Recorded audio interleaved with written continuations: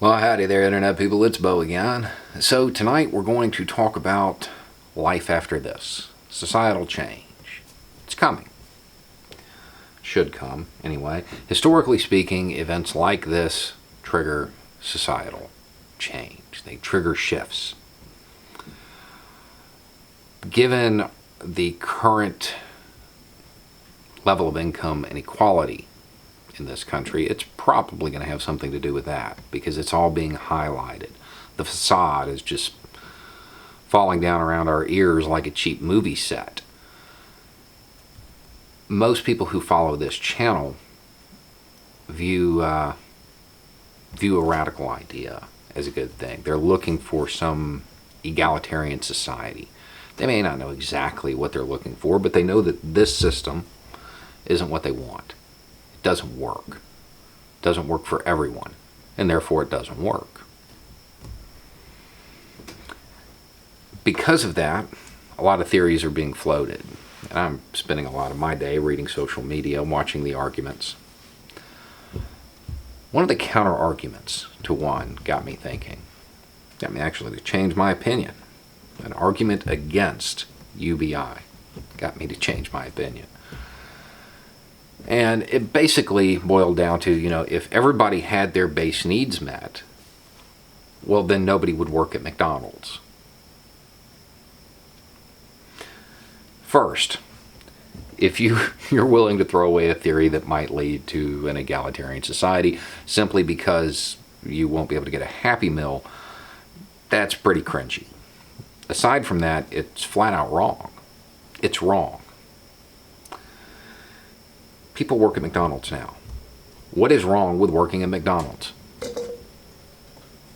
There's a social stigma attached to it. But is it shameful? Is there something wrong with doing that job? Do you look at somebody who owns a burger stand, who does the exact same thing? You look at them the same way? No. There is a social stigma attached to McDonald's and other minimum wage jobs because they're minimum wage. Because they don't make a lot of money. There's nothing wrong with the job. There's nothing wrong with cooking burgers. But because it doesn't pay well, and everybody knows it doesn't pay well, there's a social stigma attached to it. But people are doing those jobs now anyway. And a lot of them aren't having their basic needs met. So yeah, people would still do them. Because people always want better. People always want to better themselves, better their situation, better society, most people. You don't have to keep people motivated with the threat of abject poverty. It doesn't even make any sense. You don't need that stick. Human nature provides the carrot. People will do those jobs. And they'll be able to do them and lead a better life. Now, UBI in general, I've talked about it before. And I've said I've looked at it pragmatically, looking at the math, the theory, all of that stuff. Yeah, it'd probably work. But I always kind of qualified it by saying I'm against it on philosophical grounds. That counter-argument, making me question that. Making me question those philosophical grounds. Because I think most people, when I said that, they know I don't believe good ideas require force most of the time. There's an element of coercion inherent in that I don't like. Now, there's no more than any of the other coercion that comes from our government, but it's there. And I think people wrote it off to that. That's not actually it. I believed, maybe still believe, maybe don't, not sure, still kind of mulling it over, that comfort is the enemy of radical thought. If you want radical change, you want radical thought, you want revolutionary change, you want systemic change, people can't be comfortable. Because if they're comfortable, well, then why would they want change? It's a real cynical view. That's why I never really elaborated on it. I'm not sure it's true, though. I'm not sure it's true. Because right now, there's a whole bunch of people stuck at home. They don't have a choice. They're stuck there. And yet they're still trying to better things. People using 3D printers to make masks, people sewing masks, giving them to hospitals for no personal gain. Just trying to occupy their time and better themselves, society in general, the world around them, all at once. No benefit to it. Doing that, engaging in that kind of mutual aid, is radical. That's a radical thought.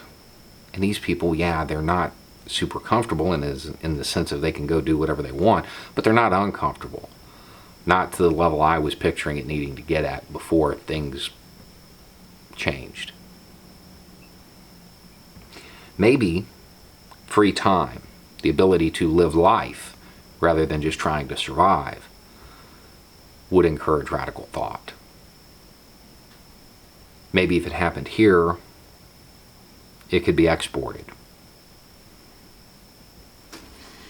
And people in other places could see a more egalitarian society function. Now, is UBI the answer? I don't know.